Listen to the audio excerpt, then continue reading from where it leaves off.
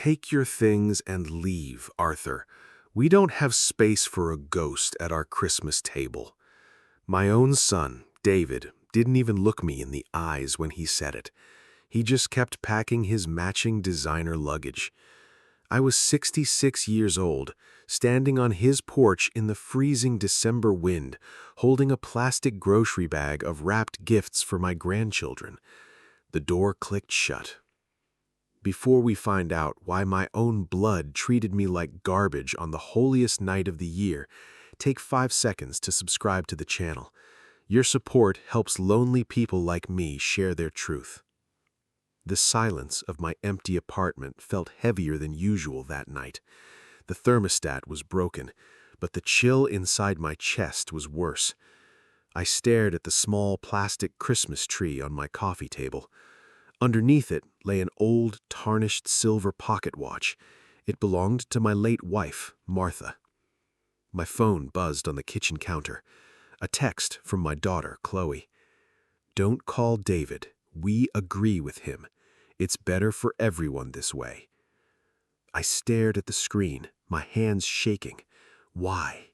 What had I done to deserve a total family exile? Just 3 months ago, we were planning a big family trip. Now I was a ghost. I picked up Martha's pocket watch, rubbing the engraved initials on the back. As I flipped it open, a tiny piece of folded yellow paper slipped out from the inner casing. It wasn't a note from Martha. It was a receipt from a local storage facility, dated just 2 weeks ago, signed by David. My alarm didn't go off the next morning, but a loud, aggressive pounding on my front door woke me at 6 a.m. I rushed to open it, expecting David or Chloe, ready to apologize for whatever imaginary sin I committed. Instead, 2 men in dark suits stood on my welcome mat. One held a clipboard. "Arthur Vance?"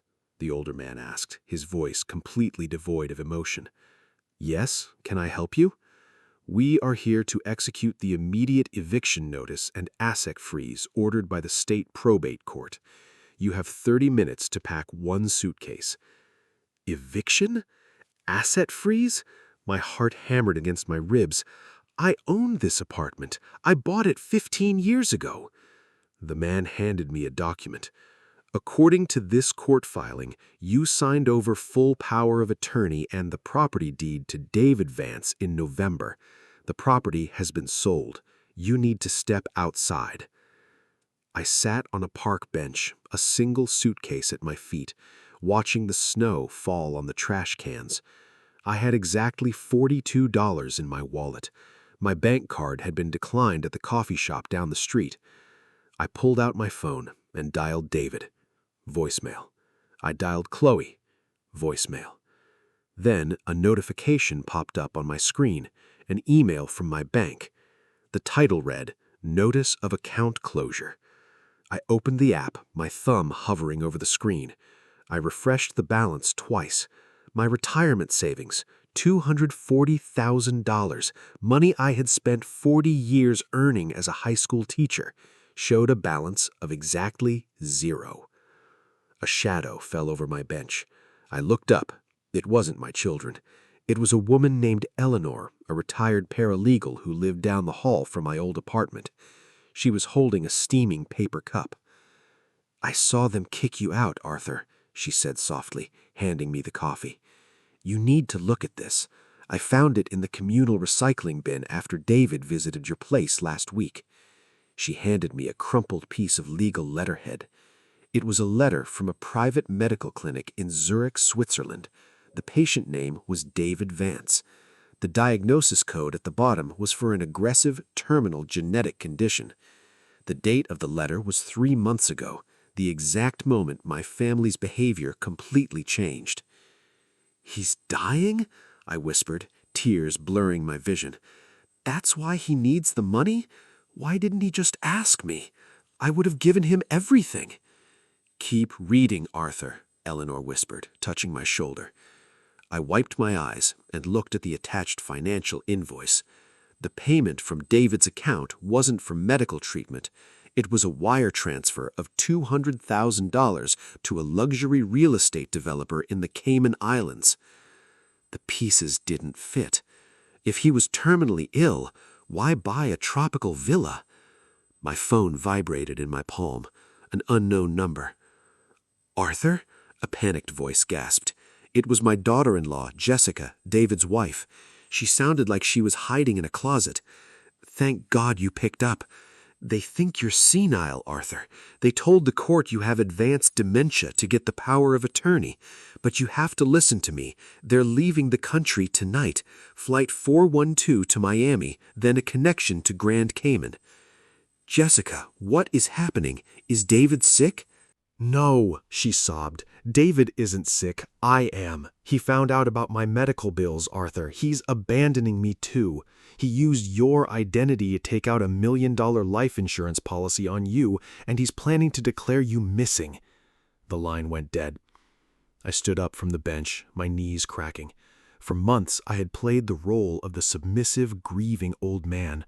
I blamed myself for their anger. I thought my old age was a burden to them. No more. "Eleanor," I said, my voice suddenly steady, "can you drive me to the county clerk's office?" "I already have the engine running," she replied. Inside the records office, the clerk handed us the notarized power of attorney document David had used to strip my life away. I stared at the signature at the bottom. Arthur Vance. The handwriting looked identical to mine. "Look closer at the date, Arthur." Eleanor pointed to the notary stamp. "November 14th. My mind raced back to November 14th. I wasn't even in the state. I was at a teacher's reunion in Chicago. I had hotel receipts, train tickets, and photos with 50 witnesses. "This is a forgery," I told the clerk. "If it's fraud, sir, you need to file an emergency injunction with the duty judge immediately, but you only have until the court closes at 4 p.m. It was 3:15 p.m. We sprinted through the marble hallways of the county courthouse. Eleanor used her old legal connections to get us a 5-minute audience with Judge Thomas, a strict, no-nonsense woman in her 60s. I laid out the timeline, the Chicago hotel receipts, the forged signature, the bank liquidation notices, and the Cayman Islands wire transfer. "Mr. Vance," Judge Thomas said, leaning forward, "this is a serious accusation against your own son. If I issue this emergency freeze, it halts everything. If you are mistaken, you could face legal penalties." "Judge," I said, looking her dead in the eyes, "yesterday my son told me I was a ghost. Today I am fighting to prove I am still alive. Look at the evidence." She stared at the papers for what felt like an eternity. She picked up her pen. With a sharp scratch of ink, she signed the order. "An emergency freeze is active on all accounts associated with David and Chloe Pants. A bench warrant is issued for identity theft and fraud." But the clock was ticking. It was 4:30 p.m. Their flight to Miami was scheduled for 6 p.m. The international terminal at the airport was packed with holiday travelers. Eleanor and I pushed through the crowds near Terminal 3. My eyes scanned the security line. There they were. David was wearing a brand new cashmere coat. Chloe was laughing, looking at something on her phone. They looked happy. They looked free. They didn't look like a family that had just destroyed their father. "David!" I roared across the terminal. Several travelers turned around. David froze. His shoulders went rigid. When he slowly turned his head and saw me standing there, the color drained completely from his face. "Dad?" Chloe gasped, stepping back. "You're supposed to be dead?" I walked up to them, stopped just 2 feet away. "Incompetent? Freezing in the street?" "Dad, listen, it's a misunderstanding," David stammered, his eyes darting toward the security gates. "We did this to protect your assets. The market is unstable. We were going to move you to a nicer facility in Florida." "Shut up, David," I said. The anger in my voice surprised even me. "I saw the Cayman transfer. I saw the forged signature from November 14th. I was in Chicago, remember?" David's expression shifted instantly. The fake smile vanished, replaced by a cold, vicious sneer. "So what?" he whispered, leaning in close so the surrounding crowd couldn't hear. "Who's a judge going to believe? A broken-down 66-year-old retired teacher with no money, or a successful businessman? "You're done, old man. We're getting on that plane, and by tomorrow your apartment belongs to a young couple who actually can afford it. Goodbye, Dad." He turned his back on me and handed his boarding pass to the gate agent. The scanner beeped. A bright red light flashed. "Sir, please step aside," the gate agent said firmly. "There is a federal hold on your passport." 2 airport police officers stepped out from the side doors. "David Vance and Chloe Vance?" the larger officer asked. "There's a mistake here," Chloe shrieked, her voice cracking. "We are passengers. We have first-class tickets." "You have a bench warrant for grand larceny and identity fraud," the officer replied, pulling a pair of steel handcuffs from his belt. "Dad, tell them. Tell them it's a family matter. You can't do this to your own children. Think of your grandkids." "I am thinking of them," I said quietly, as the metal cuffs clicked around his wrists. "I'm making sure they don't grow up to be monsters." Chloe began to cry openly as she was led away, her designer purse dropping to the dirty airport floor. David didn't say another word. He just stared at the ground as the officers escorted them down the hallway, away from the planes, away from the tropical paradise they had stolen my life to buy. 6 months have passed since that cold December morning.